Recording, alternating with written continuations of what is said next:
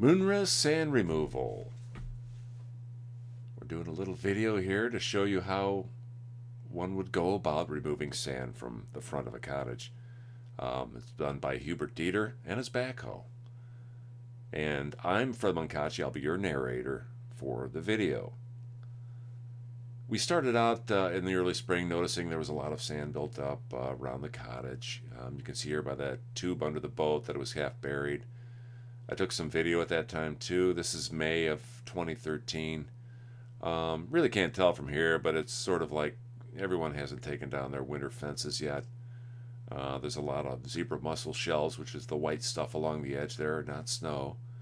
As we pan around, you can kind of see that the boat right there is a little bit buried in sand, and there's a walkway out from the front of the house that goes out 20 feet. It's under sand.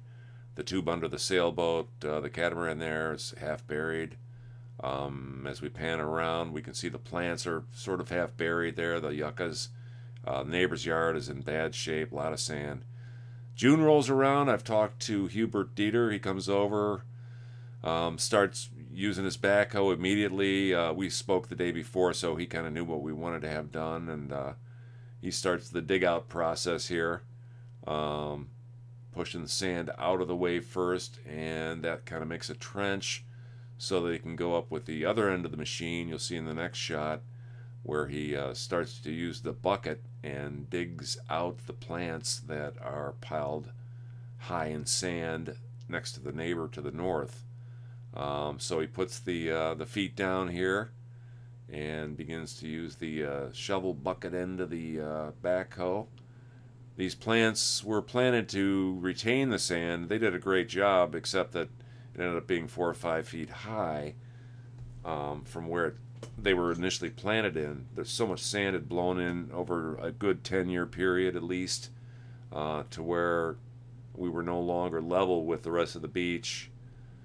Not like we cared. We're up, the house is up on stilts anyway, but it just was just unbearable to walk from one yard to the next because you had to climb over a pretty good sand mound to get around. And you know, some folks were saying it was blocking the airflow around the cottages, and so something had to be done. Unfortunately, the plants were part of the sacrifice along with all of the extra sand.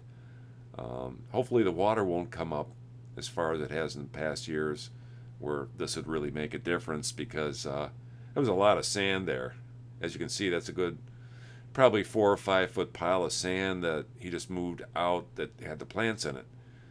Now he's coming up to get really close to the house. He's going to put the feet down and start using the shovel bucket to get up really close to the house. It's amazing how pinpoint this guy is. That's Hubert Deter there, working the controls, pulling sand from right to the edge of the house. I'm standing on the deck that's maybe 4 feet out from the house. You probably get a little glimpse of it looking down here in a second. There's the edge of it right there. And I didn't realize how close he was going to get. I probably could have moved that hose container out of the way there, but that's about the level we wanted it to be at anyway, so that was cool. Here's another shot in the same sequence. He's working his way around the deck. Obviously you can see my shadow there. It's about, I don't know, 2:30 or 3 o'clock in the afternoon. He is getting closer to pulling out the yucca plants that are on that side of the deck. So we're working our way from left to right on the screen here. Get very close to the steps. Here he actually snags the block that holds the step up from the sand, and I point to it, and I'm like, hey, And so he just keeps on going. He realizes he actually could probably see it there, I guess. He realized what he was doing. And looking at that, I mean, that would have taken a good 15 minutes to dig that one plant out. And 2 seconds, it's gone. So here he's basically done around the house.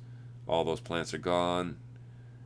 The plants that are right there are part of the yucca group in the yard, but we left them there because it was very close to that tree, which is a very large tree. That trunk is probably 4 to 5 feet across, and the tree is probably 80 to 100 feet tall. It's a very mature cottonwood, which are known to fall if you breathe the wrong way. And all done. There he goes. Goodbye. We had a couple beers, then he took off. Next shot, I walked to the end of that right there, which is probably a good 20 or 30 feet out into the lake of sand that he just pushed out there. And it's kind of washing up. There's a few straggler plants. A lot of plants came up and washed down the beach. I went down with a wheelbarrow 3 or 4 times and picked up everything I could find. Even the smallest chunk of that plant root will start another plant. But here you can see the beach is really long, and that's what it looked like before, after. Again, before. I'll come up again in the video here in a second. So I just flip back and forth between before and after shots here at the end. And, you know, we'll wait for a big northeaster and knock all the rest of that sand down so we don't have to hand dig it out. So thanks for watching. Moonrest Cottage Sand Removal 2013. Bye-bye.